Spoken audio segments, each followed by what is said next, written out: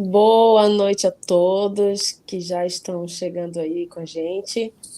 Sejam muito bem-vindos. Mais uma noite aí de uma conversa muito interessante para a gente trocar algumas ideias, termos alguns insights, entendermos mais sobre alguns assuntos que permeiam o nosso setor de alguma forma.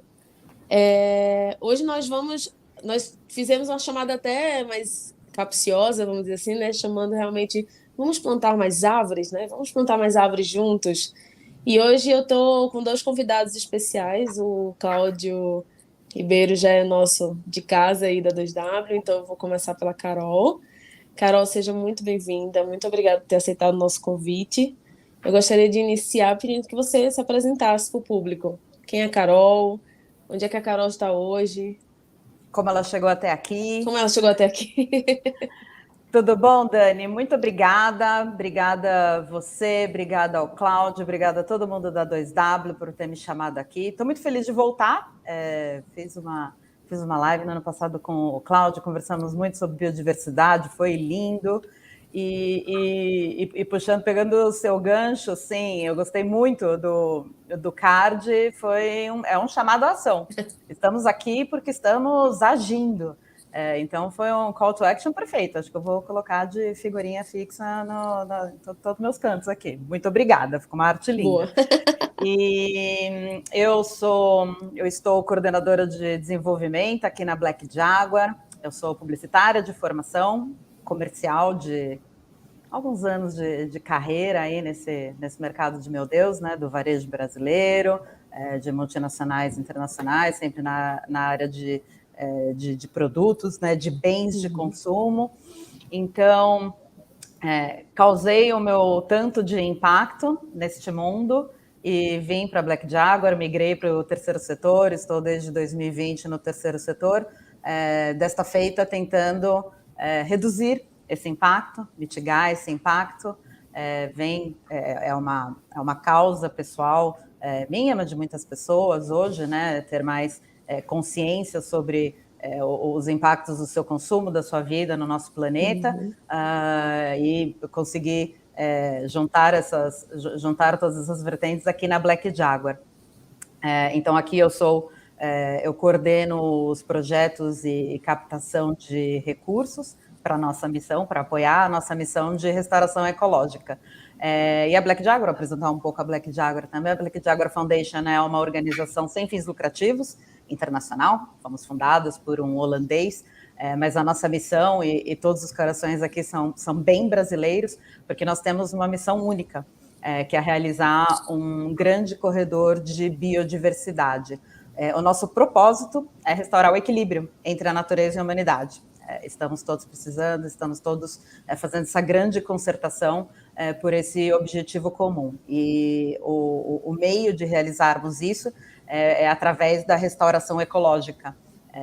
Existem muitas frentes para se encarar esse nosso desafio, para encarar a emergência climática. Temos toda a frente da conservação e da preservação. Nós, particularmente, estamos atuando na restauração. E isso a gente traduz de uma forma muito rápida. Vamos plantar muitas árvores juntos. Então, obrigada por estar aqui. Vamos conversar mais um pouco e entrar nos pontos mais diretos da nossa conversa. Vamos sim. O Cláudio agora vai contar um pouquinho para a gente também. Eu vou convidá-lo a contar um pouquinho para a gente. Primeiro, os desafios da 2W hoje, que se entrelaçam, né? Que se ligam e se conectam com a Black Jaguar. E para quem está vendo também a gente a primeira vez por aqui, que não conhecia a 2W, também apresentar também a nossa empresa, quem é o Cláudio também aí no nosso meio. Tá bom. Boa noite, Dani. Boa noite, Carol. Eu sou o Cláudio, sou o presidente executivo aqui da 2W Energia.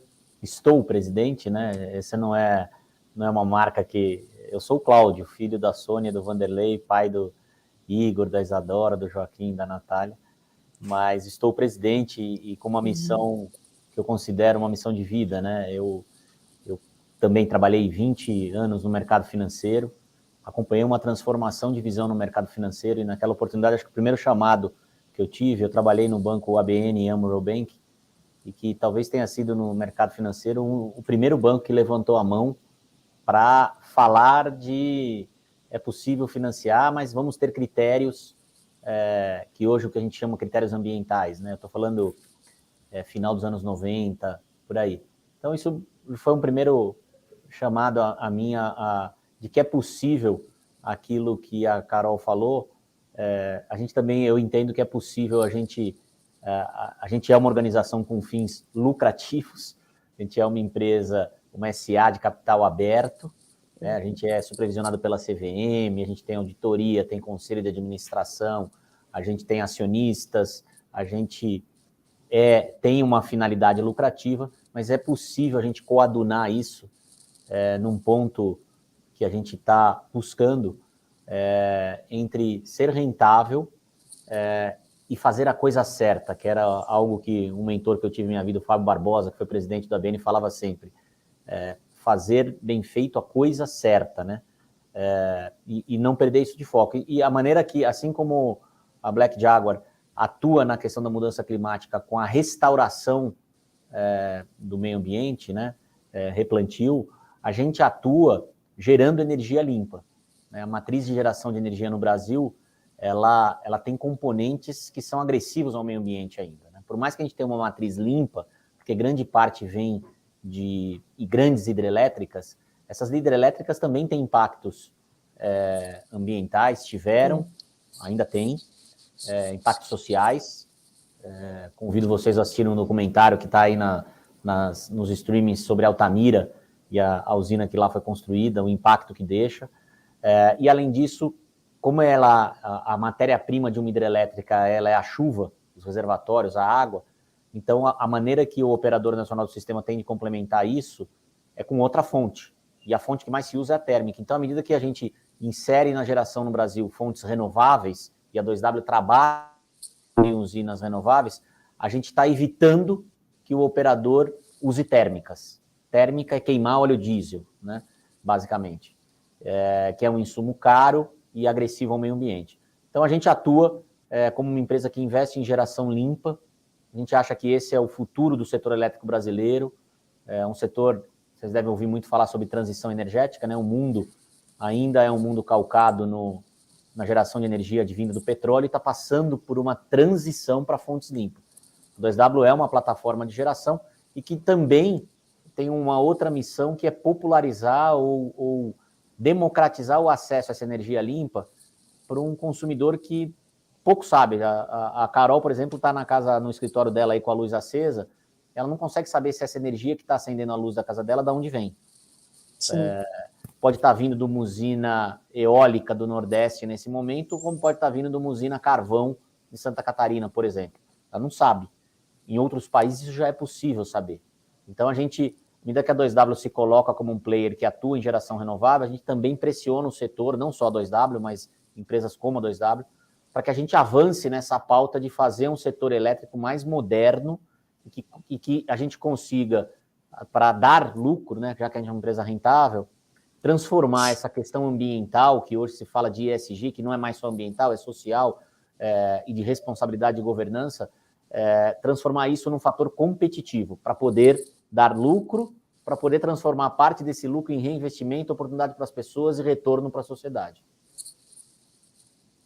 Acho que foi bem, bem resumido aí. Também já deu até uma geral do nosso setor hoje, né? Como é que a gente se encontra, qual o momento que a gente está hoje. Mas eu acho que todo mundo também está bem curioso para saber, Carol, e agora eu vou querer que você conte um pouquinho para a gente. No caso, porque a gente está fazendo junto, né? Então a gente está replantando aí, como você falou, o corredor do Araguaia.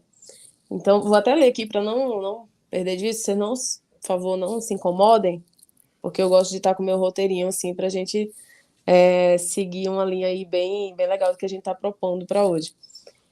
Então, conta pra gente como funciona esse trabalho, né, da Black Jaguar, qual a extensão e aí, assim, desse corredor, do que a gente está falando, de qual extensão, de quais cidades ou estados, inclusive, fazem parte aí desse corredor do Araguaia. Perfeito, Dani. E assim, a palavra-chave que você já até trouxe, né? Você e o Cláudio trouxeram, a gente está fazendo. A gente só faz isso em colaboração. Ninguém está nesse mundo sozinho, né? A gente fala, né, ninguém nasceu de chocadeira. Então, a gente só faz tudo que a gente faz porque a gente tem um ecossistema de parcerias muito forte, e a gente recebe apoio de uma multitude de parceiros.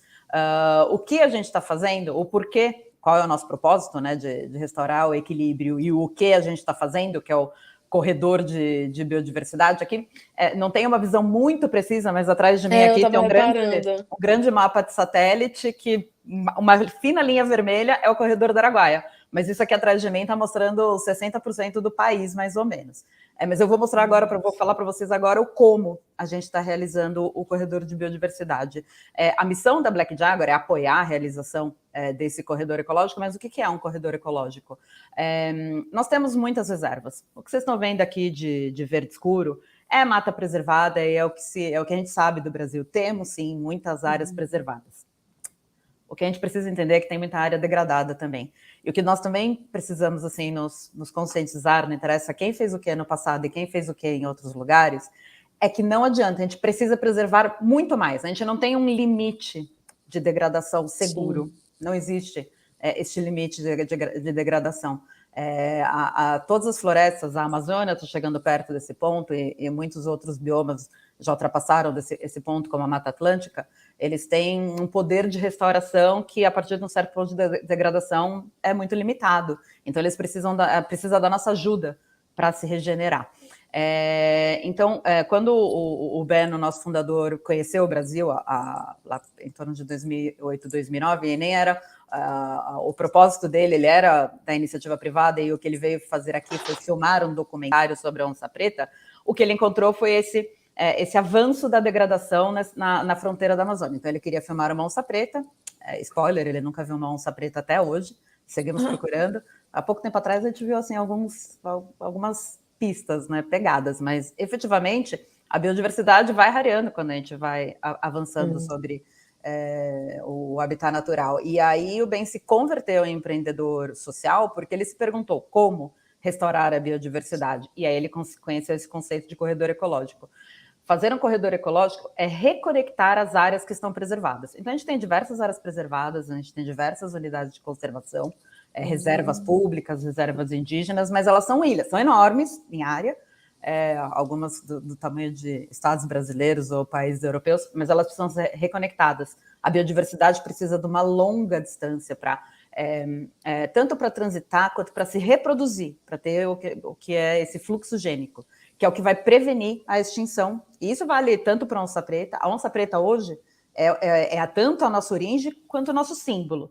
Mas o nosso ativo é toda a biodiversidade, né? O objetivo que a gente almeja alcançar.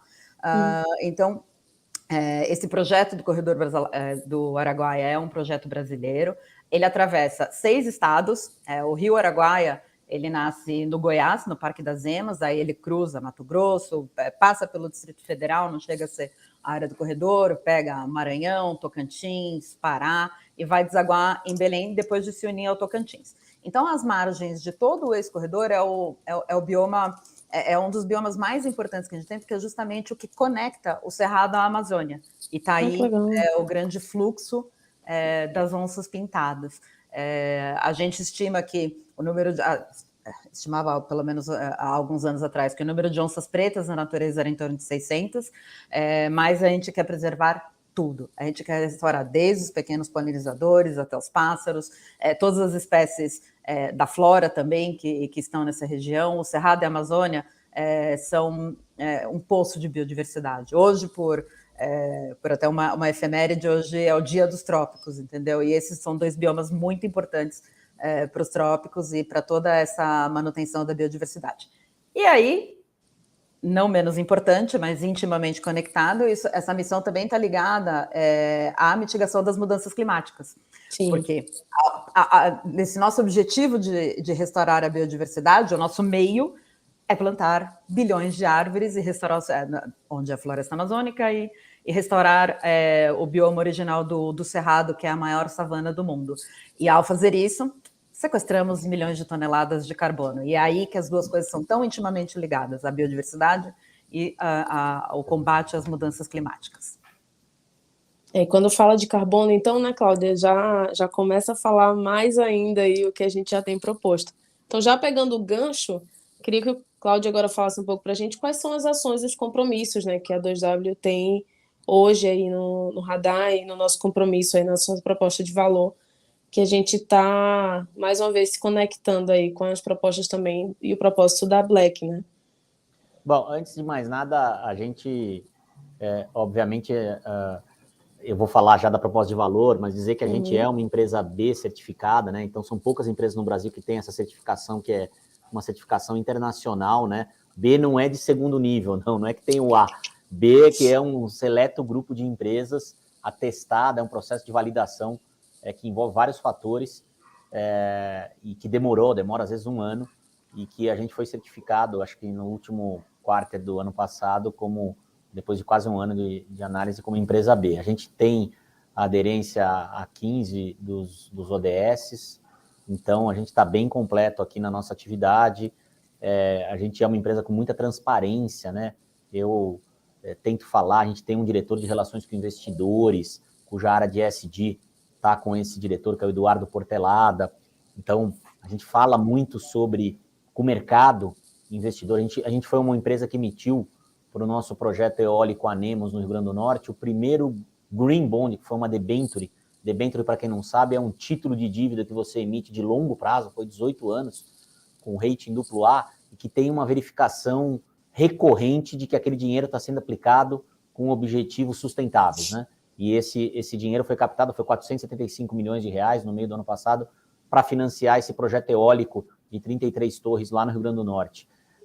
Inclusive, a gente deve falar mais disso nas próximas semanas, a gente já passou pela primeira certificação depois da emissão. Então, dito isso, a gente vem querendo agora conversar com esse consumidor do setor elétrico, que não é o grande. Carol, assim, a gente, ontem até saiu uma pesquisa, anteontem, da Fiesp, eu cheguei a postar isso no meu Instagram, que essa pesquisa falava que 60% das empresas que passaram por essa pesquisa, acho que foram mais de 300 indústrias, grandes indústrias paulistas, elas declararam que elas, nos últimos 2 anos, subiram o sarrafo, a exigência com relação aos seus fornecedores de aspectos ESG. Quando a gente fala ESG, a gente está falando de aspectos de meio ambiente, de governança, estamos falando de compliance, estamos falando de aderência a padrões de conduta, né? E isso significa o quê? Que essas grandes indústrias passam a colocar exigências para os seus médios e pequenos fornecedores de determinadas condutas, de determinados padrões. E quem atende ou quem está em busca desses padrões começa a ter um diferencial competitivo. Então, a 2W, que está procurando conversar com esse consumidor de médio, pequeno porte do setor elétrico, porque o grande porte, as grandes indústrias brasileiras, elas sabem das práticas, elas estão fazendo a mudança. Elas também são clientes da 2W. A 2W, há 2 meses atrás, vendeu um contrato importante, relevante para a Ambev, onde a gente vai abastecer todas as fábricas do Nordeste da Ambev com energia limpa da nossa planta, lá do Ceará, que está em construção. Então, mas a Ambev tem profissionais capacitadíssimos, que sabem de todos os escopos de fazer a transição de net zero para a sua atividade e tal. Agora, as médias e pequenas indústrias, empresas, serviço, que é quem recolhe imposto no Brasil, que é quem emprega, essas estão ouvindo falar desse tema e não sabem muito por onde começar. Então, o que a 2W vem se propondo aqui agora não é vender só energia limpa e mais barata, é ajudar esse pequeno e médio consumidor como se adequar a esse novo mundo, né? Então, dando uma consultoria primeiro identificar, fazer um assessment, que a gente chama, identificar onde é que está esse cliente com relação a aspectos ESG ou padrões ESG. Então, a gente fechou uma parceria com a Bureau Veritas, que é uma grande certificadora brasileira de padrões de várias matrizes, mas nesse aspecto ESG. Então, tem lá toda uma rota, gamificação, para que esse consumidor que compra energia da 2W, ele passa a ter uma licença para poder fazer essa jornada e entender onde é que ele está. Depois de entender onde é que ele está em relação aos aspectos de ESG, o 2W se propõe a ajudá-lo na elevação desses padrões. Obviamente, comprar energia limpa é o primeiro, nós já vamos estar vendendo. A questão é que são outros, né? Como é que ele pode se posicionar e dizer para o cliente dele que ele está já comprando energia limpa, ter um certificado chamado IREC de procedência dessa energia, ajudar esse consumidor numa consultoria tributária junto, consultoria de marketing. Então, tem uma série de aspectos que a gente propõe no que a gente chama de proposta de valor para esse consumidor, ajudar financiando, eventualmente, um investimento que esse consumidor precisa fazer para poder se adequar, e muitas vezes esse investimento concorre com outro. Então, a 2W vem com um funding para ajudá-lo também nesse investimento que vai o ajudar, dentro dessa certificação da Bureau Veritas, a subir esses quesitos.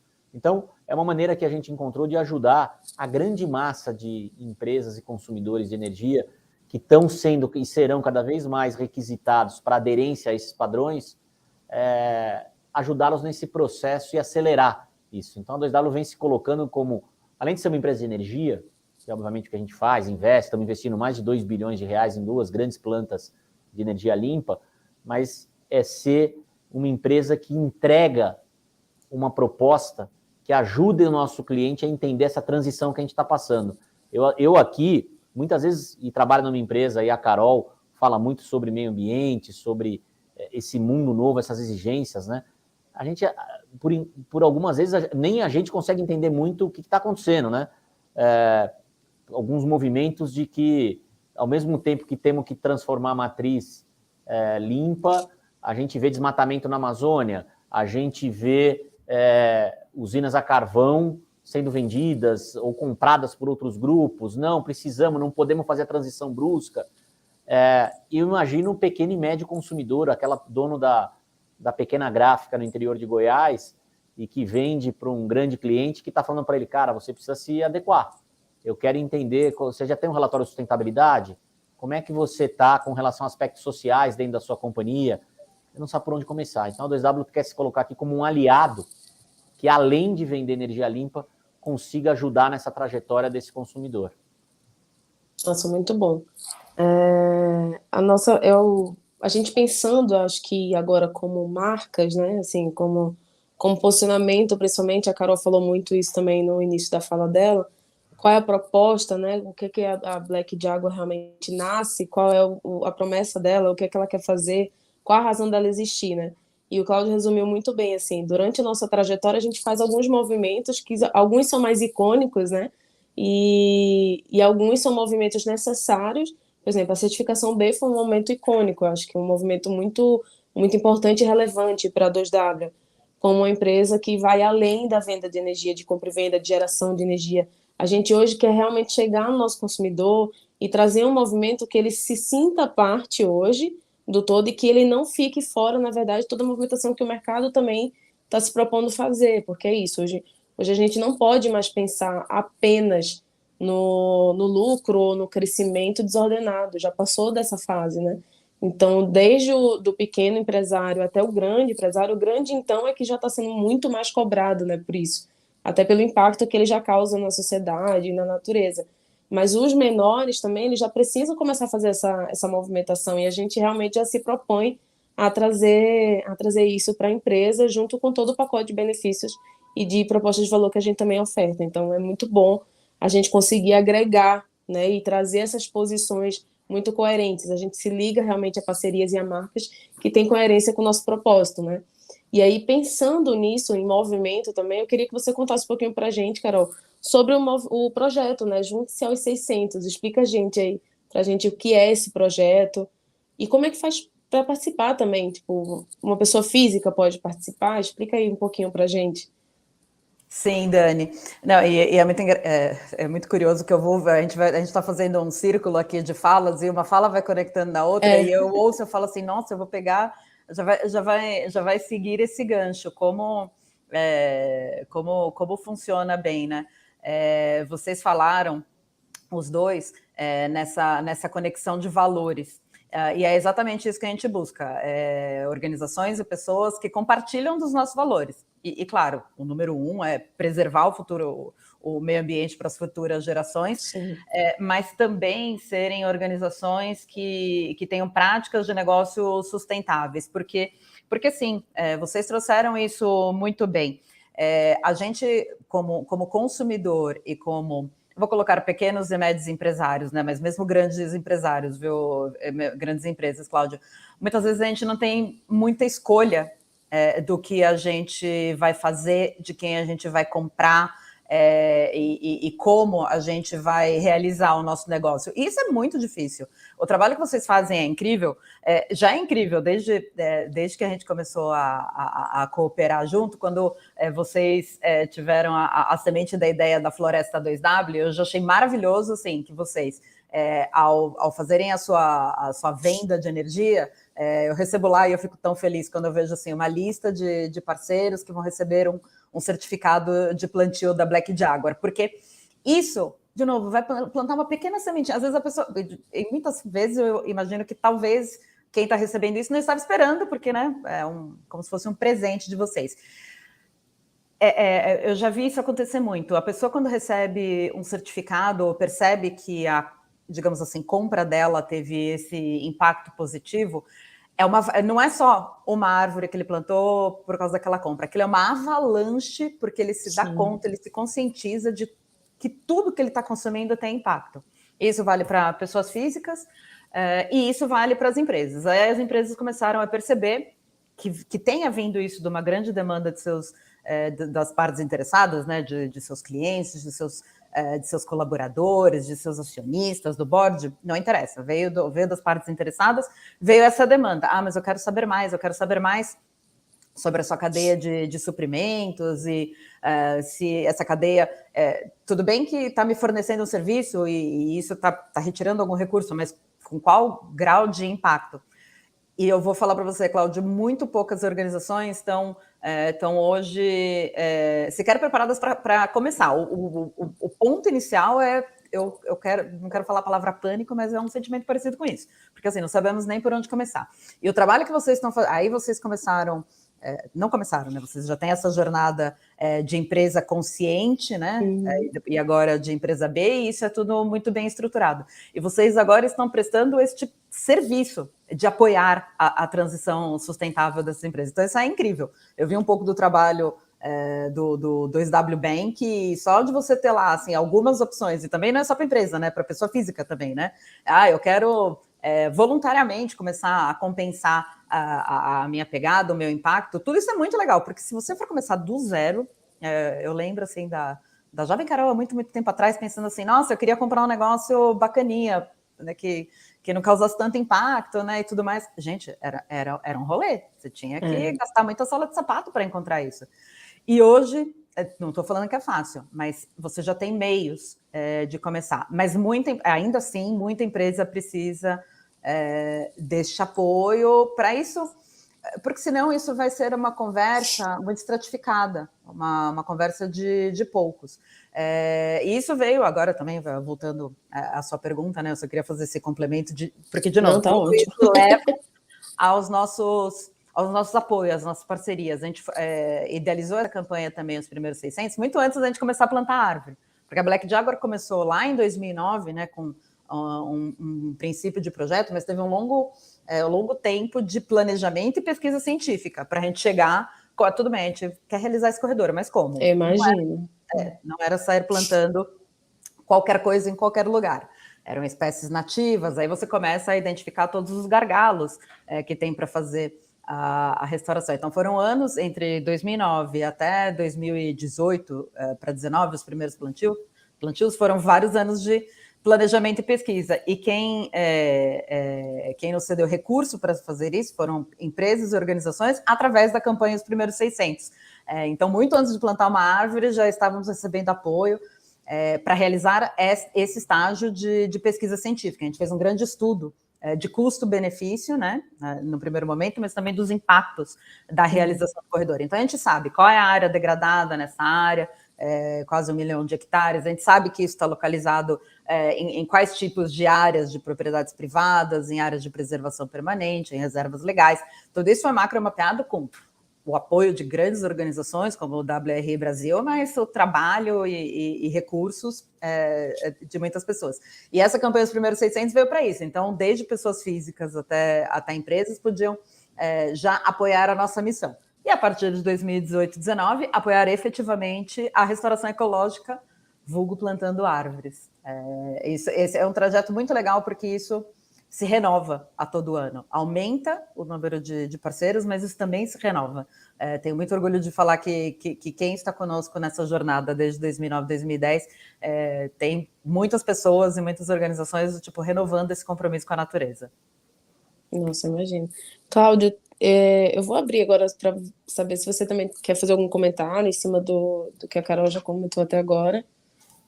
Não, eu acho, para quem está ouvindo pela primeira vez, né, de novo, a gente tem essa parceria com a Black Jaguar para plantar, cada megawatt que a gente vende, a gente tem lá um compromisso de plantio da floresta 2W e o nosso cliente fica sabendo disso, né? Mas eu acho que é mais amplo do que isso. Para quem já viajou esse Brasil e conhece, o mundo está muito conectado, está tudo muito... o clima aqui que a gente tem em São Paulo, Rio de Janeiro, nos grandes centros urbanos, ele é o mesmo... Ele é impactado por aquilo que acontece na Amazônia e por aquilo que acontece lá na Indonésia. A gente precisa ter essa noção. O Brasil... e acho que a Carol falou uma frase importante, que ela falou no começo da fala dela sobre fazer, né?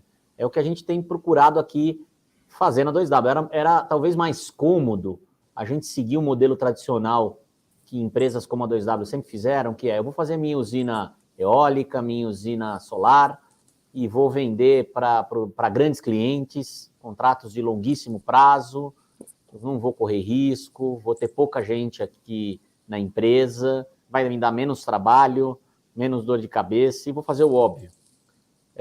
A grande maioria das empresas do setor elétrico pensa dessa forma, porque pensa só no retorno do acionista.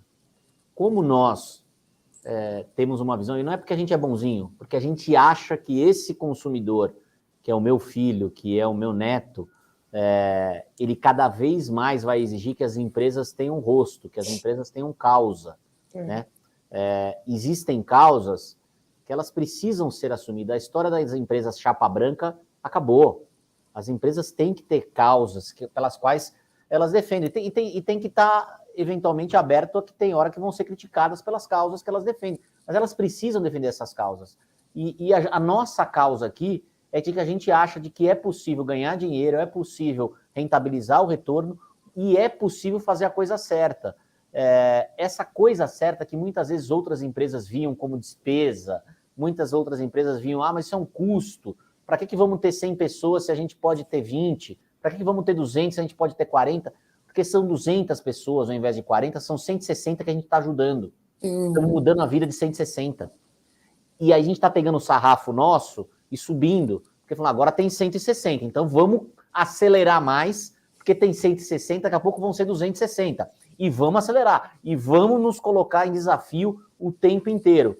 É um pouco essa a nossa visão, né? E se colocar em desafio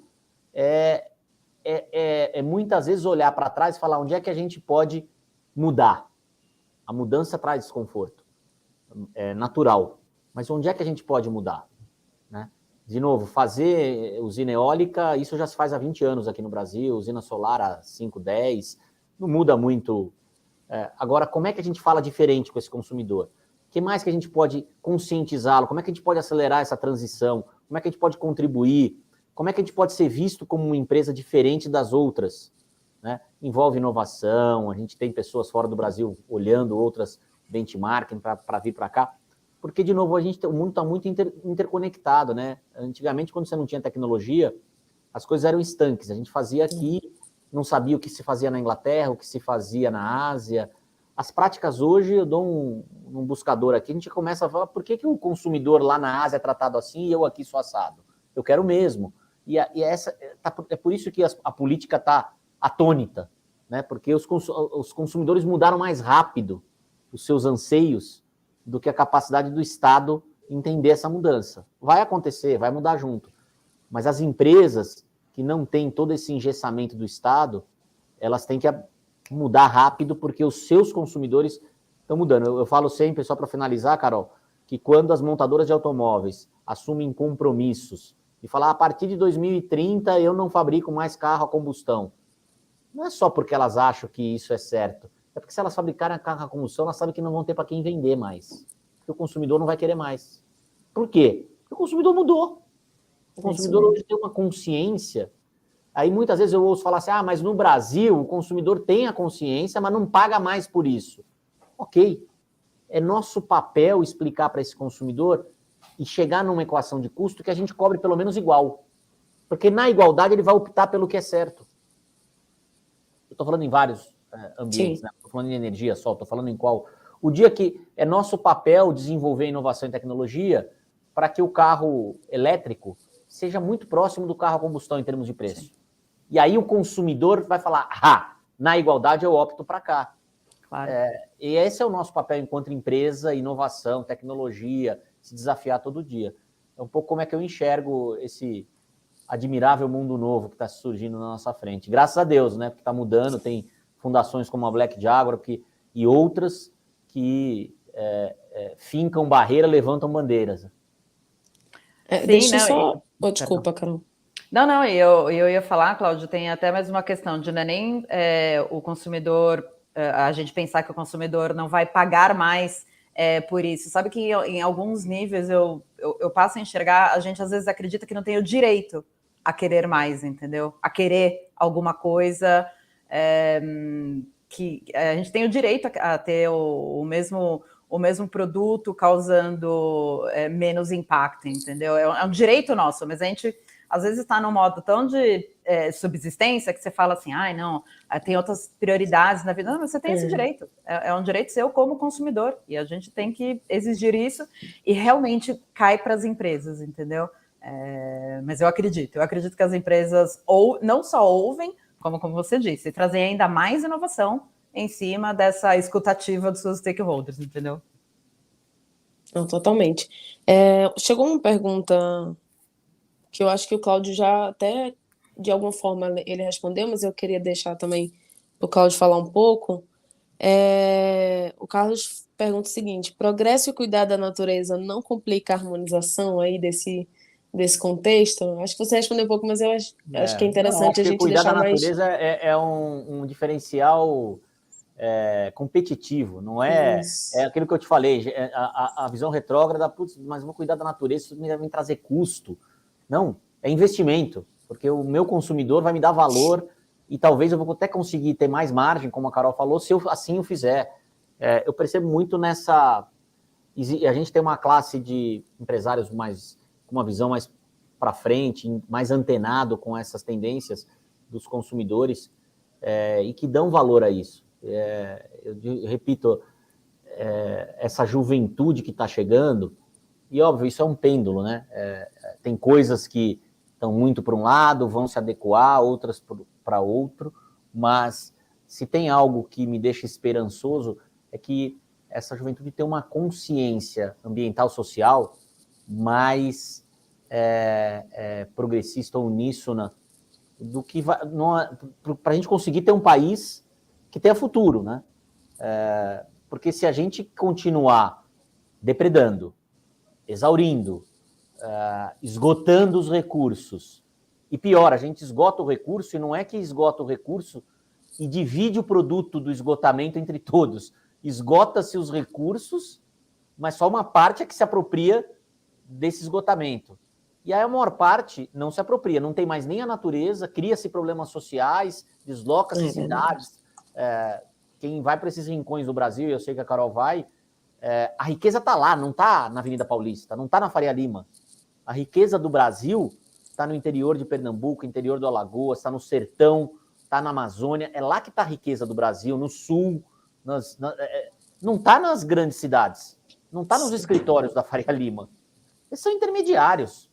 A riqueza do Brasil, da gente valorosa, as riquezas naturais estão nesses lugares. A gente precisa entender isso. É só entendendo isso que a gente vai conseguir explorar isso de uma maneira adequada, com responsabilidade e cobrar adequadamente por isso. Né? Estou falando mais uma visão geopolítica. Né? Então, é como eu enxergo. Carol, quer comentar? Por favor, também.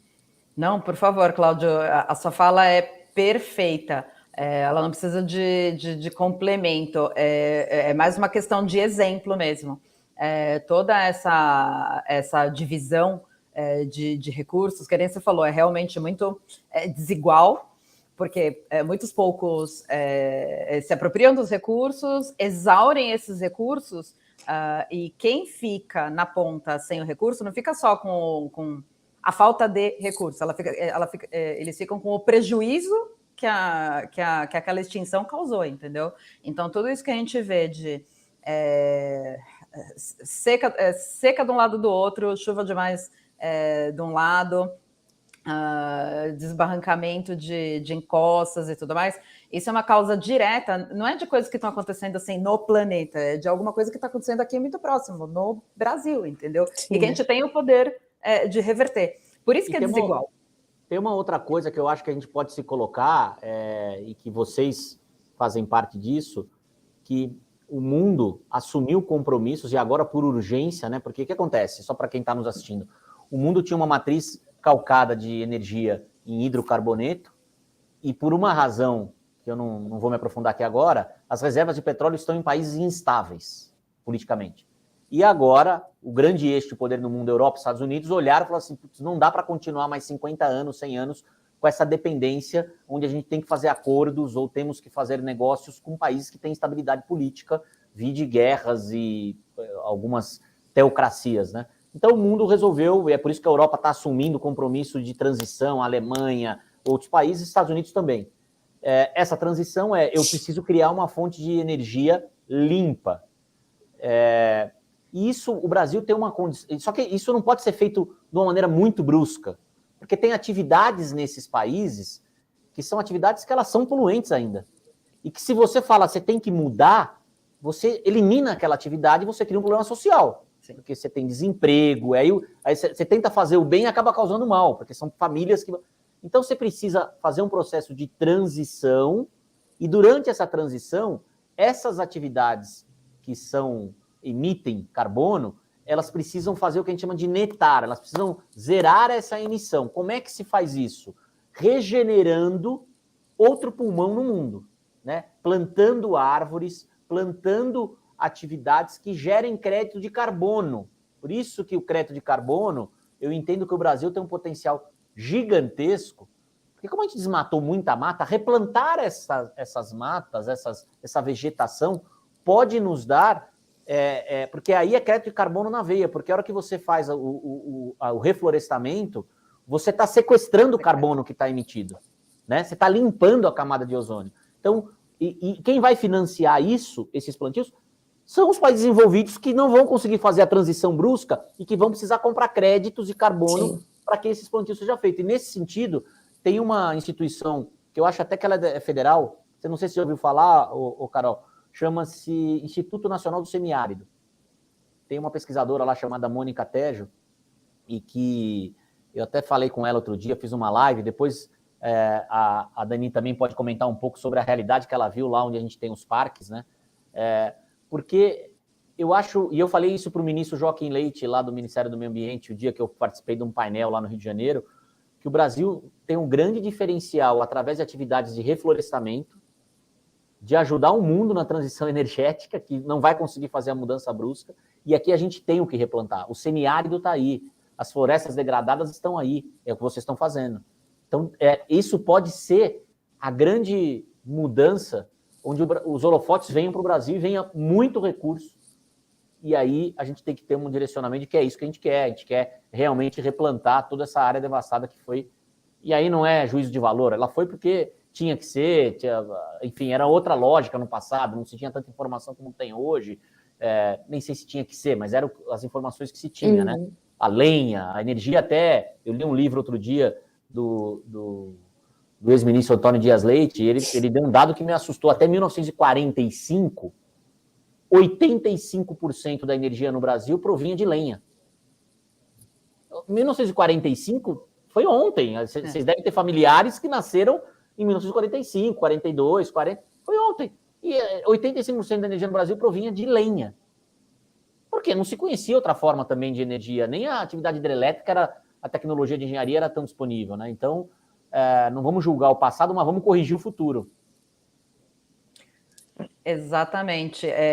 Quando você falou agora do semiárido, isso joga à luz também que todo esse esforço de restauração vai trazer não só todos esses benefícios ambientais, mas vai trazer todo esse desenvolvimento socioeconômico, que isso também é um pilar da restauração. Você não planta árvore e a árvore fica lá sozinha, talvez com a onça, entendeu? Isso daí tem gente no entorno. A gente não quer tirar as pessoas e suas atividades econômicas desse lugar. A gente quer que as coisas coexistam. Os protagonistas da restauração, ao menos no âmbito do Corredor do Araguaia, são os produtores e produtoras rurais, de todos os tamanhos. A restauração está em todos os lugares. Então, a gente trabalha desde pequeno, médio, grande proprietários, projetos de assentamento, a gente fomenta coletivo de semente, a gente está fomentando toda essa economia da restauração, porque isso também volta para o tópico principal dessa nossa conversa, que é a sustentabilidade. Então, isso é feito de pessoas. A gente não quer colocar uma cerca e falar assim, olha, tá bom, agora a floresta vai ficar aqui paradinha. Ela é linda, mas ela não precisa ficar lá paradinha. Assim, a floresta, ela tem um grande valor. A floresta, o cerrado, a caatinga. Eu amo quando eu ouço falar de projetos na caatinga, porque a maioria das pessoas vê isso, deserto. A caatinga não é deserto. O cerrado não é campo aberto. Assim, aquilo tem uma vida inestimável e tem um valor econômico inestimável. É aí que a gente atua no combate à desigualdade também. Muito boa sua fala, Cláudio. Eu vi aqui uma pergunta do Francisco, ele fala assim, precisamos de leis mais rígidas em relação ao meio ambiente, né? Eu concordo, você tem que ter opressão, você precisa ter leis rígidas, mas você também precisa entender, como a Carol falou, que esse status de coisa que existe, né? E existe, não adianta fechar os olhos, tem pessoas ali atrás também que dependem daquela atividade, né? Quando a pessoa corta uma lenha, corta uma árvore, é porque de alguma maneira ela vê que aquilo é a subsistência dela. Eu sei que tem uma cadeia de comando, que lá por trás tem um grande... Mas isso que está desse para baixo são pessoas que vivem daquilo. Então você precisa coadunar o replantio, o reflorestamento, que é importante para o futuro e para essa questão estratégica do Brasil se transformar no pulmão de emissor de crédito de carbono para o mundo. Porque isso vai trazer dinheiro. Não adianta você extrair a relação econômica, porque ao trazer dinheiro, você cria uma cadeia de financiamento para essas pessoas que hoje estão em atividades predatórias. Sim. Muitas delas, eu não estou falando comando, mas muitas delas que estão no segundo, terceiro, quarto escalão para baixo, só tem isso para fazer, que talvez seja cortar a árvore. A hora que você falar, olha, você vai ganhar a mesma coisa, ou você vai ter uma fonte de renda diferente, você vai ser um guia turístico, você vai atrair grande parte dessas pessoas para uma outra atividade econômica. Isso, você vai beneficiar sementes, produtos. Exato. O que não falta é mercado, mas como é que essas comunidades vão sequer acessar esse mercado? Aí não só a gente, mas não estou falando da gente como organização social, é a gente como consumidor que vai criar essa demanda para essa pessoa, entendeu? Ter a sua geração de renda. Ai, gente, eu tô aqui apaixonada por tudo que a gente já falou, assim. Eu, particularmente, tô no mercado já há bastante tempo, né, no mercado de energia, e vim de uma transmissora também, né? Então, eu tive contato com a hidrelétrica e, na época, eu trabalhava justamente conectando, na verdade, as usinas eólicas na nossa rede, né? E hoje eu tô do lado da geração também. Então, como o Cláudio falou muito bem, assim, é muito bom quando eu chego lá nos parques para captar o que a gente tem feito lá para a nossa área de comunicação e ver o trabalho que a gente tem construído lá com o nosso assentamento, com as pessoas. Vocês colocaram muito bem, o Cláudio sempre reforça muito isso internamente, e você falou também muito bem. Até lembrei de algo que um professor, uma vez colocando em uma das aulas, né, que eu estava tendo, e ele disse assim, people and cash, né? Eu acho que é isso, assim. As pessoas têm o valor, óbvio que tem, claro que tem o negócio, claro que tem o dinheiro, mas é primeiro as pessoas, né? Então, assim, são as pessoas que, na verdade, fazem tudo isso fazer sentido e realmente ser colocado em prática. E aí eu vou convidá-los, na verdade, a gente está começando aí a chegar no final desse nosso bate-papo. Se deixar, a gente fica falando aqui um tempão, né, sobre o assunto, porque realmente tem muita coisa para se falar. Mas eu gostaria de que a gente encerrasse, eu gostaria de convidar primeiro a Carol, depois o Cláudio também para fazer a palavra final. Eu queria que vocês colocassem de uma maneira assim muito específica também, por exemplo, a Carol, né, para Black e o Cláudio dentro da 2W.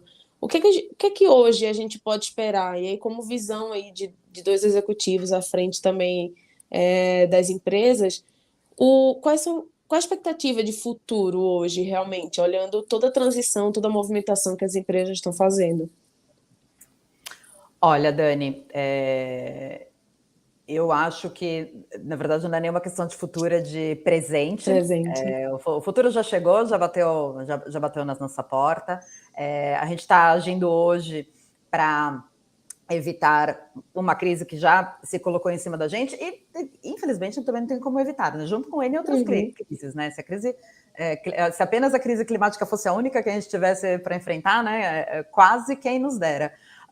Mas então, e aí, assim, sem isso causar uma grande ansiedade, porque a ansiedade gera paralisia e ninguém quer que isso aconteça, tem que dar um passo de cada vez e entender que todo passo conta.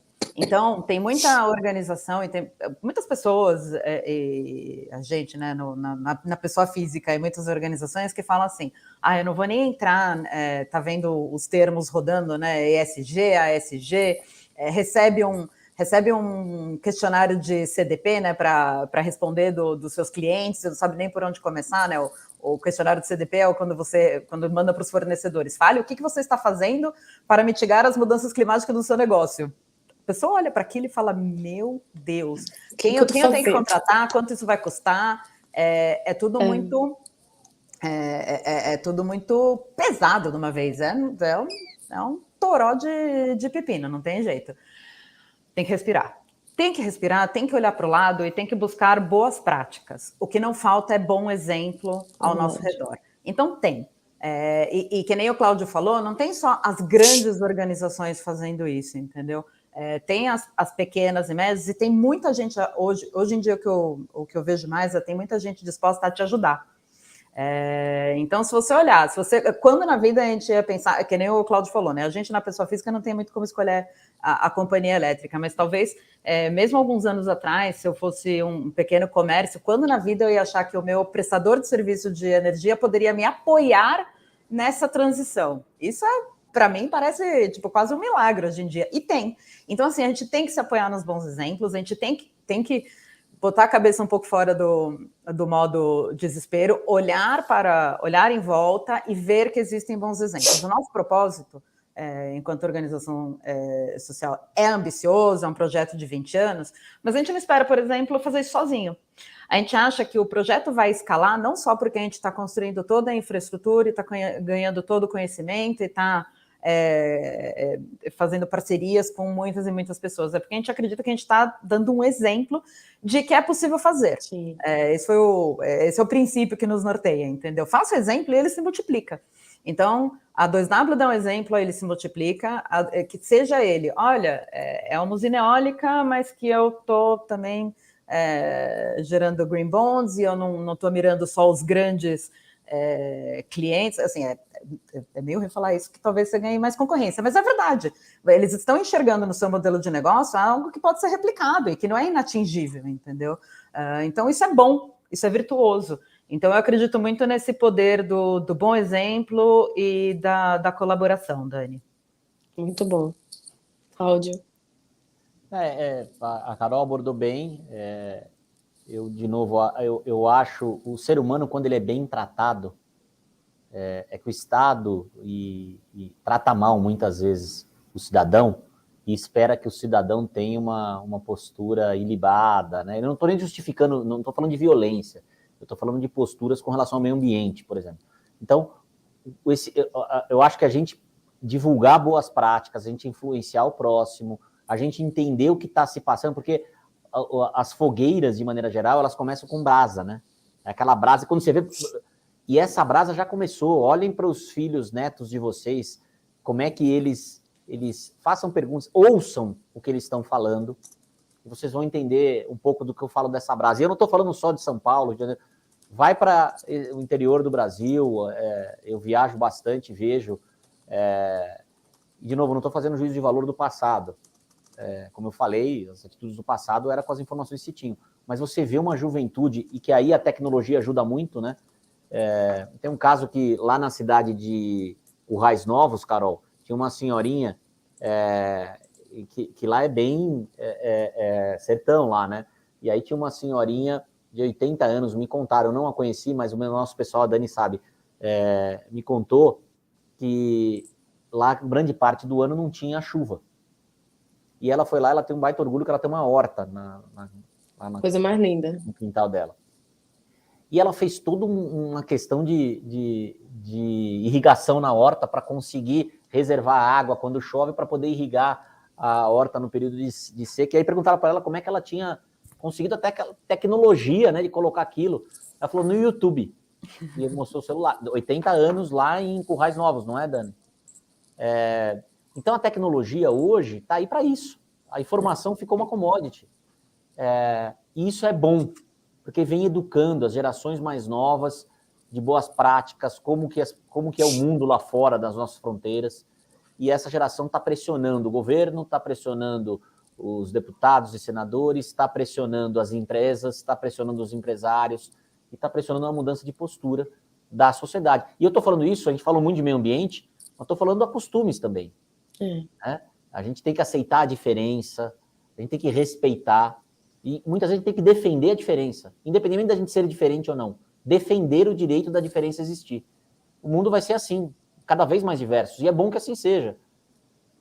É um pouco a visão que eu, como cidadão, não é presidente da 2W, tenho, e no meu microambiente aqui na 2W, a Dani é uma aliada nisso, a gente vem tentando, e vocês, Carol, a gente vem tentando replicar isso, porque a empresa é uma abstração, né? Eu não falei, eu sou formado em administração e em direito, mas a empresa é uma abstração. A empresa é uma entidade que o homem criou, a pessoa física não, a pessoa física sou eu, a Carol. Agora, o que é empresa? Uma abstração, um CNPJ que não existe, né? Então, uma empresa são pessoas que estão ali atrás, sejam colaboradores, sejam clientes. Se a gente abstrai isso da conta, clientes, eu vou fazer, não importa o que ele acha, ou colaboradores, eu vou ser assim, mesmo que a minha sociedade esteja mudando, você vai ficar falando com as paredes. E aí você quebra, você morre. Então, ou se acompanha isso para ter uma empresa que sobreviva 100 anos, mas a empresa sobreviver 100 anos também não é só para ela ter 100 anos, é para ela mudar a vida das pessoas, né? Então, é um pouco como é que eu enxergo e que a gente vem aqui no nosso pequeno espaço tentando se questionar todo dia como agir nessa direção. Gente, estou muito feliz. Eu vou só, acho que, acrescentar e agregar um pequeno final, assim, a essa fala que vocês dois já fizeram.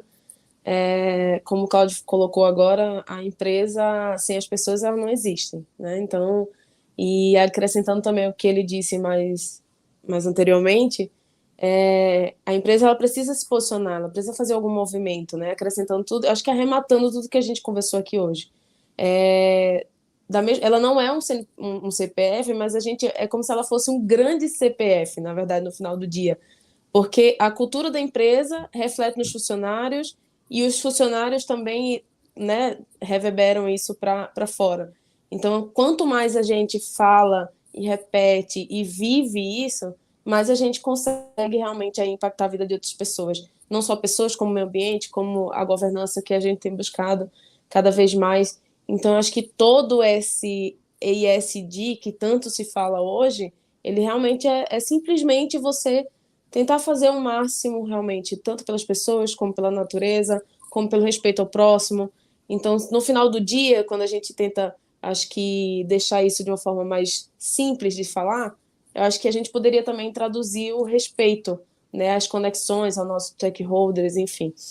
Então, fico muito feliz aí, muito obrigada os dois pela participação aí, essa conversa muito boa. Espero que as pessoas que estejam conosco até agora, a gente teve algumas interações também muito interessantes, as pessoas falando que estavam gostando muito, né, da conversa, do assunto, que é muito relevante realmente isso para todos. Então, a gente está aqui cada vez mais realmente buscando essa relevância e buscando fazer a diferença, né, no meio de tantos iguais aí que a gente já tem, tanto nas empresas como no mercado. Carol, mais uma vez, muito obrigada. Nossa parceria aí, né? E nossa conversa continua. E Cláudio Eu que também, boa agradeço, noite. Dani. Cláudio, foi um prazer enorme. E não só de estar aqui com vocês, conversando com vocês, mas de ver o trabalho incrível que vocês estão fazendo. Muito legal. Eu que agradeço, Parabéns. Carol. Vou te esperar aqui para um café também. Você Agora já temos que marcar, temos que Agora a gente pode. Convidada. Com E certeza. também convido a vocês aqui que estão nos assistindo. Também sou de uma época que as empresas ditavam o que iam fazer. E agora as empresas têm que mudar de acordo com o que o seu consumidor, o que o seu parceiro está falando, né? Então é importante esse canal aberto. Aí eu convido vocês a seguir a 2W nas redes, a mim nas redes, coloque as posições, interajam, eu tento, na medida do possível, nosso time de comunicação também sempre, porque isso não fica só nas redes, a gente mastiga, a gente volta para dentro de casa, se questiona, cobra uns aos outros, vamos tentar entender, e se a gente discordar, a gente vai falar também, a gente precisa ter essa capacidade de discordar com respeito também, né, Carol? Com certeza. É uma arte, é uma arte. Gente, mais uma vez, obrigada a todos. Então, boa noite e até a próxima conversa aqui, nesse nosso ambiente. Obrigada, gente. Obrigado. Ótima Tchau, noite. Tchau, Dani. Tchau, pessoal. Obrigado.